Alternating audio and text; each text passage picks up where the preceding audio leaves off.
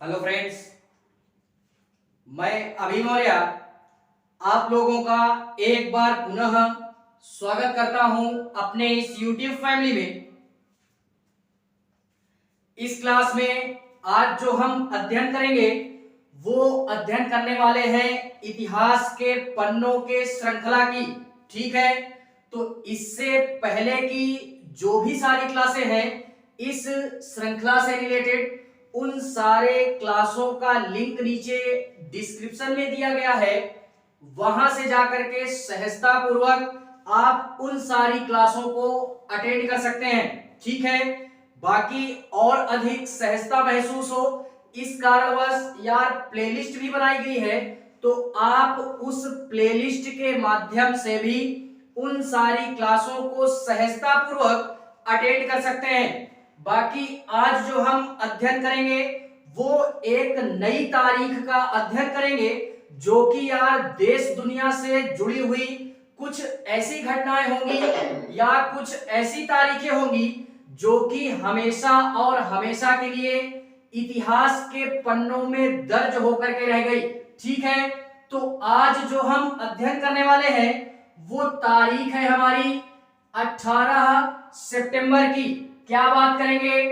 18 सितंबर की बात करते हैं, जो कि ये 18 सितंबर के साक्षी के तौर पे इतिहास के पन्नों में आज भी क्या है, दर्ज है। ठीक है, देखते हैं इससे जुड़ी हुई कुछ ऐसी घटनाएं जो कि दर्ज है इतिहास के पन्नों में। ठीक है, तो हम बात करते हैं 18 सितंबर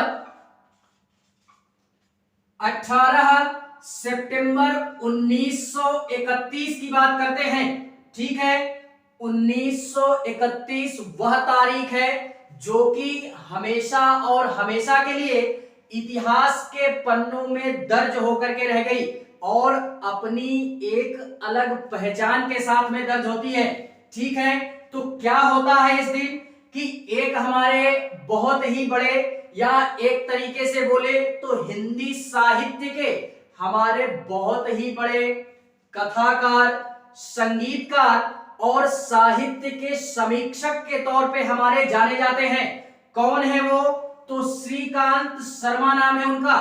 नाम याद रखना है, श्रीकांत शर्मा का क्या होता है, जन्म होता है और कहां पे होता है? तो ये छत्तीसगढ़ के, कहां पे? छत्तीसगढ़ के बिलासपुर में होता है। बिलासपुर, यहां पे इनका क्या होता है, जन्म होता है।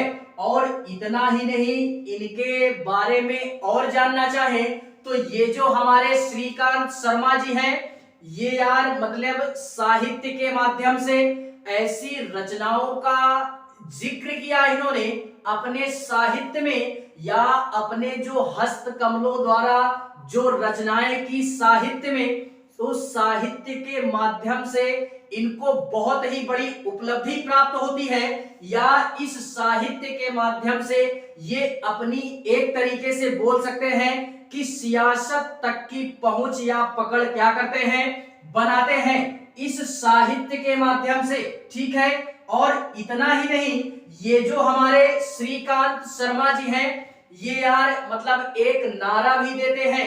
कौन सा? यानी एक कथन टाइप का देते हैं कांग्रेस वाली पार्टी को। कांग्रेस पार्टी को ये क्या नारा देते हैं? गरीबी हटाओ। क्यों?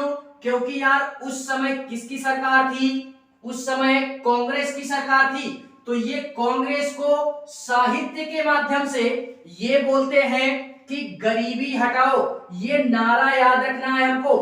किसका नारा था? ये हमारे साहित्यकार श्रीकांत जी का क्या था, नारा था, गरीबी हटाओ। ठीक है, और इतना ही नहीं, ये यार काफी सारी चीजों में अग्रणी भूमिका निभाते हैं। इसी कारणवश ये श्रीकांत शर्मा का जन्म और इनसे जुड़ी हुई जो भी घटना हुई, इनके संपूर्ण जीवन में वो बाकायदा 18 सितंबर 1931 की तारीख के रूप में आज भी इतिहास के पन्नों में क्या है, दर्ज है। ठीक है, अपनी एक अलग पहचान के रूप में। ठीक है, तो बात करते हैं इसी 18 सितंबर में कुछ और घटनाएं जो कि हमेशा और हमेशा के लिए दर्ज होकर के रह गई।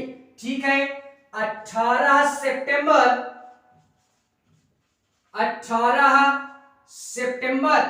1947 की बात करते हैं। 18 सितंबर 1947 ये वो तारीख है कि ये भी इतिहास के पन्नों में अपनी एक अलग पहचान के साथ में हमेशा और हमेशा के लिए क्या हो गई, दर्ज होकर के रह गई। इस दिन क्या होता है कि हमारे एक तरीके से बोल सकते हैं कि मतलब एक कानून आया था, उस कानून को बाकायदा यार इस 17 सितंबर के साक्षी के तौर पे इतिहास के पन्नों में क्या किया गया, दर्ज किया गया, जिसको राष्ट्रीय अधिनियम कानून के नाम से भी जानते हैं। राष्ट्रीय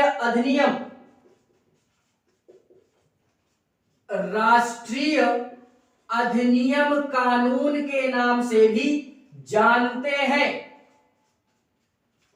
ये याद रखना है, कानून कब आता है या ये जो अमेंडमेंट है ये कब आता है, 1947 में। और यह 1947 वही दौर था जिस समय भारत में या इंडिया में पूर्ण रूप से भारत क्या होता है, स्वतंत्र हो जाता है। स्वतंत्रता कब मिली, 15 अगस्त 1947 को। और ये जो हमारी घटना घटित होती है या ये जो अधिनियम लाया जाता है ये 18 सितंबर 1947 को क्या होता है, ये अधिनियम या ये जो एक्ट है हमारा ये लाया जाता है इंडिया के अंतर्गत। और इसमें होता क्या है, इसके अंतर्गत संयुक्त राज्य के जो भी हमारी वायुसेना थी उसके अंतर्गत अमेरिका की जो सेना है, अमेरिका की सेना, ये याद रखना है, उसको एक नई शाखा के रूप में क्या किया गया, इस अधिनियम के अंतर्गत स्थापित किया गया। और इस अधिनियम को हम केंद्रीय कानून के नाम से भी जानते हैं, यानी सेंट्रल एक्ट के नाम से भी जानते हैं। किस नाम से जानते हैं, केंद्रीय अधिनियम या कानून के नाम से भी जानते हैं। अधिनियम या कानून के नाम से जानते हैं। इस कारणवश ये 18 सितंबर की जो तारीख है ये हमेशा और हमेशा के लिए इतिहास के पन्नों में दर्ज होकर के रह गई, जिसका साक्षी बाकायदा 18 सितंबर की तारीख हमारी इसका गवाह है। ठीक है, इसी के अंतर्गत 18 सितंबर में ही बात करते हैं कुछ अन्य घटनाओं की जो कि देश दुनिया की तमाम ऐसी घटनाओं में है जो कि 18 अगस्त के इतिहास में आज भी दर्ज है। ठीक है,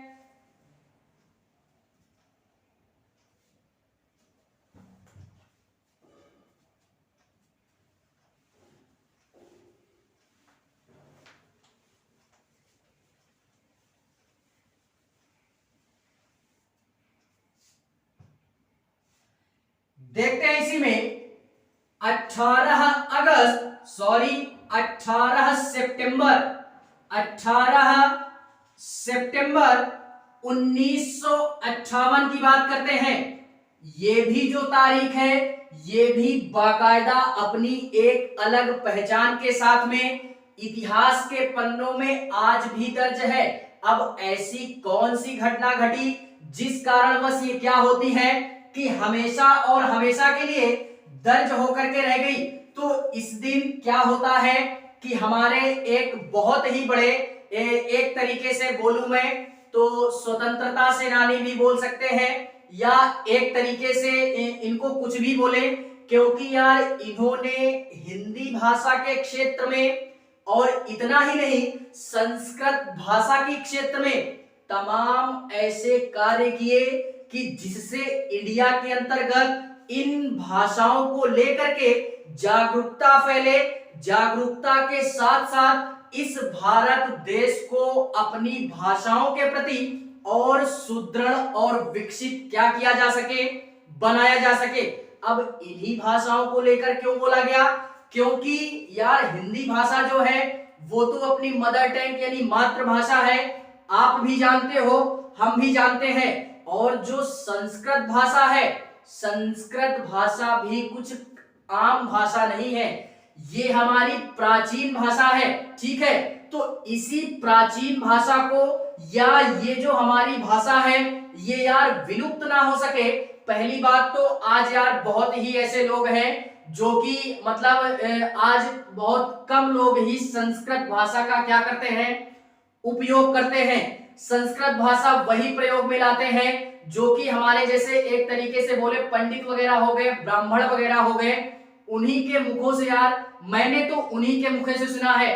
क्योंकि आजकल का जो भी व्यक्ति है वो ज्यादातर विश्वास करता है इंग्लिश लैंग्वेज में। आजकल वो तो यार हिंदी लैंग्वेज को भी क्या करते हैं, अपनी इंसल्ट मानते हैं बोलने के लिए, तो वो यार इंग्लिश पे विश्वास करते हैं। तो इसी कारणवश आजकल का जो दौर है वो है आधुनिकता का दौर, और जो प्राचीन भाषा थी या जो प्राचीन समय था हमारा, उस समय केवल और केवल जो महत्व था वो हमारी संस्कृत लैंग्वेज का क्या था, ज्यादा महत्व था। तो इसी महत्व को और अधिक विकसित करने के लिए हमारे भारत देश की जो जड़ है या जो नींव है वो संस्कृत भाषा ही है स्पेशल रूप में। लेकिन उसको यार क्या बोल सकते हैं, वो नहीं बोला जा सकता।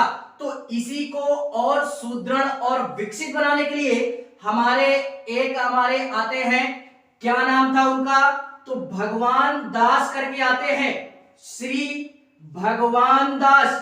भगवान दास नाम भी बड़ा इंटरेस्टिंग है। भगवान दास, इनका क्या होता है, निधन होता है। क्या होता है, निधन होता है, ये याद रखना है। अर्थात ये मृत्यु को क्या होते हैं, प्राप्त होते हैं, इनका निधन होता है, निधन होता है, ठीक है। और ये हिंदी भाषा संस्कृत भाषा को अधिक बढ़ावा देने के लिए सारा कर्मकांड करते हैं। और इतना ही नहीं, इनको कथाकार, गीतकार कुछ भी बोले, इनको मतलब ये बढ़ावा देते हैं उस चीज को। तो इस कारणवश भी ये जो 18 सितंबर की तारीख है ये बाकायदा आज इतिहास के पन्नों में दर्ज होकर के रह गई, ठीक है। तो इस कारणवश ये भी तथ्य हमको क्या रखना है, याद रखना है। बात करते हैं इसी 18 सितंबर के इतिहास में कुछ अन्य घटनाओं की जो कि हमेशा और हमेशा इतिहास के पन्नों में एक यादगार तारीख के रूप में क्या हुई, दर्ज हुई। देखते हैं 18 सितंबर 2009 की बात करते हैं। 18 सितंबर 2009 ये वो तारीख है कि ये भी अपनी एक अलग पहचान के साथ में इतिहास के पन्नों में 18 सितंबर 2009 के तौर पे बाकायदा आज दर्ज है, ठीक है। इसमें क्या होता है कि वर्ल्ड बैम्बू डे अर्थात विश्व या अंतरराष्ट्रीय बांस दिवस मनाया जाता है। अब यार कुछ लोग सोचेंगे कि ये इंपॉर्टेंट नहीं है, लेकिन मेरे हिसाब से इसमें स्टार लगाते हैं, स्टार लगाते हैं। क्या मनाया जाता है, world bamboo day, world bamboo day मनाया जाता है, यानी अंतरराष्ट्रीय या विश्व बांस दिवस मनाया जाता है। अब इसका मनाने का कारण क्या था, तो मेरे शेर अगर मैं बोल दूं, इसका मनाने का जो कारण था केवल और केवल एक ही उद्देश्य था। क्या था कि रोजमर्रा के आम के जीवन में, यानी आप लोगों के जीवन में भी और या हर एक व्यक्ति के जीवन में जो भी घरेलू कार्य होते हैं यार, उसमें आज भी बांस का प्रयोग होता ही होता है, इससे हम मुकर नहीं सकते हैं। ठीक है, तो इसी चीज के प्रति जागरूकता फैलाने के लिए या जो भी प्रयोग होते हैं बांस से रिलेटेड, उन सारी चीजों के प्रति जागरूकता लाने के लिए हम लोग पूरे विश्व में एक डे मनाते हैं, जिसको हम विश्व बांस दिवस के रूप में क्या करते हैं, मनाते हैं। और इतना ही नहीं, इसकी शुरुआत होती कहां से है, बांस दिवस मनाने की शुरुआत होती कहां से है, तो एक हमारा देश पड़ता है थाईलैंड। क्या पड़ता है, थाईलैंड। थाईलैंड की राजधानी, थाईलैंड की राजधानी बैंकॉक है हमारी।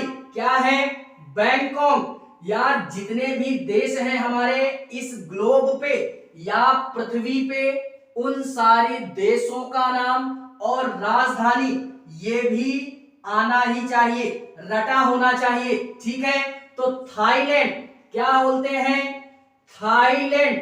थाईलैंड की राजधानी क्या, बैंकॉक। बैंकॉक। इस बैंकॉक से क्या होता है कि मतलब वर्ल्ड बैम्बू डे मनाने की क्या होती है, शुरुआत होती है। कब से होती है, 2009 से होती है। और किस उद्देश्य से होती है ये भी हमने जाना। और अगर इंडिया की पार्टिकुलर रूप से बात करें, इंडिया में बांसों की जो प्रजाति है वो 130 से अधिक बांसों की प्रजाति पाई जाती है। कितनी प्रजातियां, या जिसको हम लोग जीन्स के नाम से भी जानते हैं, types of genes in bamboo, कितना कितना हुआ, तो 130 प्रजातियां, 130 प्रजातियां बंबू की पाई जाती हैं इंडिया में। और इसका जो लेवल है, इसका जो लेवल है यार, इतना ही नहीं, ये बैम्बू वगैरह ज्यादातर आप भी देखोगे और हम भी देखते हैं, तो पूर्वी साइड में, कहां पे, इंडिया का जो भी हमारा पूर्वोत्तर क्षेत्र है, हम लोग अगर जाएंगे कहां पे, यानी असम वगैरह, मेघालय वगैरह साइड में, या अरुणाचल प्रदेश साइड में, तो उस साइड में हमको बांस की पैदावार ज्यादा देखने के लिए मिलती है। ठीक है, तो इस कारणवश भी ये जो हमारी घटना है, या ये जो हमारी 2009 की तारीख है, 18 सितंबर के इतिहास में हमेशा और हमेशा के लिए बाकायदा अपनी एक अलग पहचान के साथ में दर्ज होकर के रह गई। ठीक है, अगर और बात करूं तो एक फैक्ट यहां पे और नोट कर लीजिएगा, क्या था कि इंडिया की पैदावार में, यानी बांस की पैदावार में,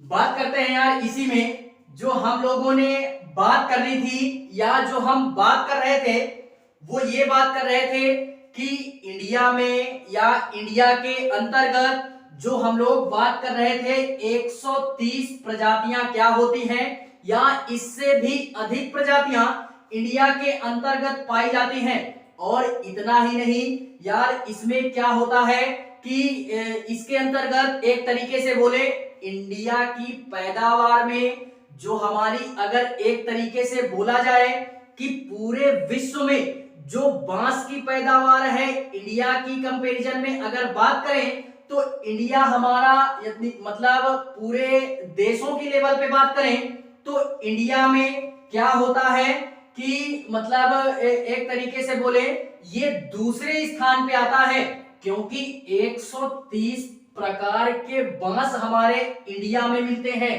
एक प्रकार हो, दो प्रकार हो तो चलेगा, पूरे के पूरे 130 प्रकार के बांस पाए जाते हैं। ठीक है, तो ये हमारा दूसरे स्थान पे आता है। किसने, सेकंड नंबर पे आता है इंडिया।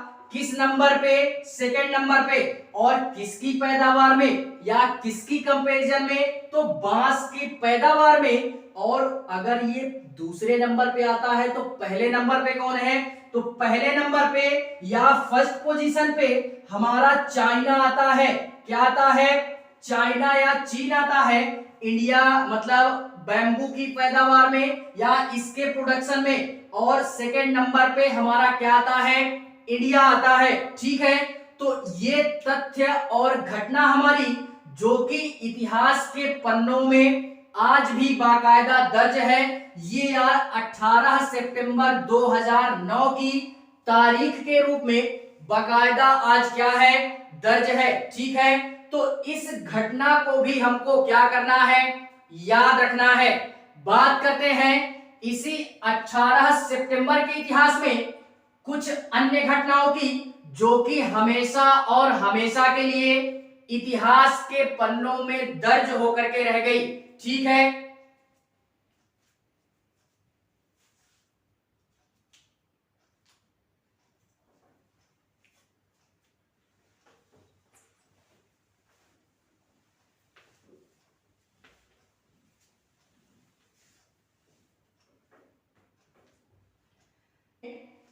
18 सितंबर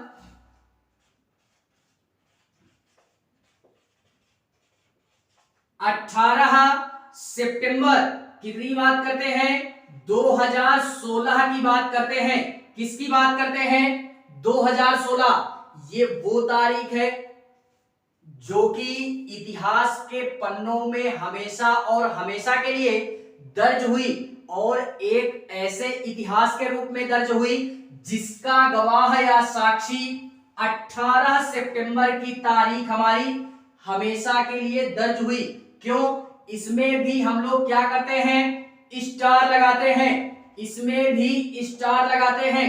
क्या होता है कि जम्मू कश्मीर में एक हमारा अटैक होता है जो कि मतलब एक तरीके से बोले कि नक्सलियों के द्वारा या जैश ए ताइबा के द्वारा या जैश ए आतंकियों के द्वारा यार जम्मू कश्मीर के हमारा एक सैन्य अड्डा था, या जिसको हम लोग ब्रिगेडियर, भारतीय सैन्य ब्रिगेडियर के नाम से जानते हैं, या भारतीय सैन्य ब्रिगेड या ब्रिगेडियर के नाम से जानते हैं। इस अड्डे पे या इस सेनाओं के अड्डे पे क्या होता है कि जैसे ताइबा के लोग क्या करते हैं, अटैक करते हैं उरी कैंप में। कहां पे, उरी कैंप के हेडक्वार्टर में, उरी कैंप के जम्मू कश्मीर के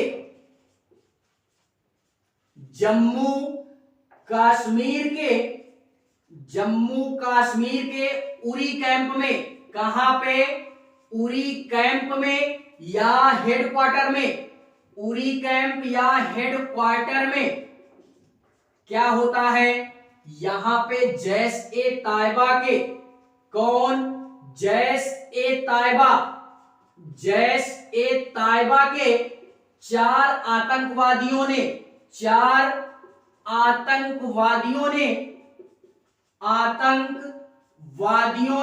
क्या किया था, अटैक किया था। और कहां पे किया, उरी कैंप के हेडक्वार्टर में, या जिसको हम लोग क्या बोलते हैं, सैन्य अड्डा था एक तरीके से जम्मू कश्मीर में, जिसको हम लोग ब्रिगेडियर क्वार्टर भी बोल सकते हैं या ब्रिगेडियर कैंप भी बोल सकते हैं। ठीक है, तो यहाँ पे बहुत ही बड़ा अटैक होता है जिसमें यार हमारे कई सारे जो जवान हैं वो शहीद भी हुए, और लगभग 19 से 20 जवान हमारे क्या हो जाते हैं, मारे जाते हैं। बहुत ही दुखद घटना घटित होती है जो कि हमेशा और हमेशा के लिए इतिहास के पन्नों में एक ऐसे ऐतिहासिकता के तौर पे दर्ज हुई जो कि ये हमारा इंपॉर्टेंट हो जाता है। और इतना ही नहीं, जब ये सारा माहौल इधर गर्म होता है तो यार सरकार की तरफ से या गवर्नमेंट की तरफ से यार या इनके जो कमांडर होते हैं वो यार मतलब एक तरीके से आदेश देते हैं इनको कि यार जितने भी इनके अन्य जो साथी लोग थे वो क्या करते हैं कि इनको जब मौका मिलता है ना, कब मौका मिलता है, कब मौका मिलता है, यानी जब ये सारा कांड होता है, जैसे ही ये उरी कैंप वाला कांड होता है तो 2016 में ही 2016 में ही उरी कैंप के या उरी घटना के 8 या 10 दिन बाद हमारे ये जवान क्या होते हैं। अब यार किसी का भी माहौल गर्म होगा तो वो भी माहौल गर्म करना चाहेगा। वही सारा सिस्टम ये क्या करते हैं कि पाकिस्तान के सीमा के लगभग 3 से 4 किलोमीटर अंदर घुस करके इतनी होनहार इंडियन आर्मी, इंडियन बीएसएफ या जितने भी लोग हैं यार, इतने होनहार कि ये 3 किलोमीटर या 4 किलोमीटर के अंतराल में अंदर घुस करके एक सर्जिकल स्ट्राइक करते हैं। उसमें बहुत सारे या मतलब जो भी आतंकी थे, जो भी पाकिस्तान के आतंकवादी थे, उनको मार गिराते हैं।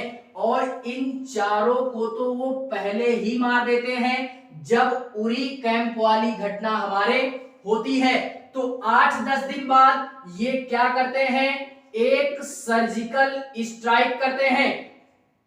सर्जिकल स्ट्राइक करते हैं जिसमें कि पाकिस्तान की सीमा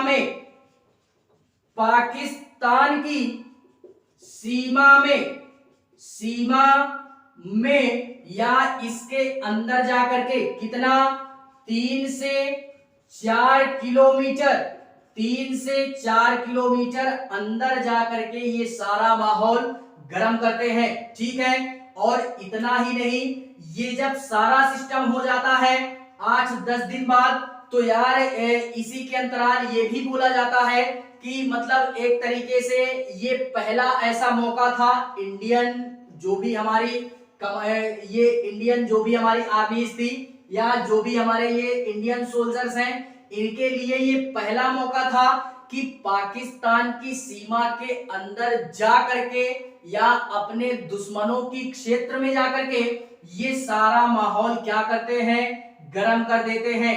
और इतना बेहतरीन तरीके से गर्म करते हैं कि बाकायदा आज इतिहास के पन्नों में दर्ज होकर के रह गया। ठीक है, तो 18 सितंबर 2016 की तारीख इसी कारणवश क्या हो जाती है, इतिहास के पन्नों में हमेशा और हमेशा के लिए दर्ज होकर के रह गई, अपनी एक अलग पहचान के साथ में। ठीक है, इसको भी याद रखना है। तो इस तरीके से ये जो हमारी 18 सितंबर से जुड़ी हुई जो भी हमारी घटनाएं थी, उनका अध्ययन हम लोगों ने किया।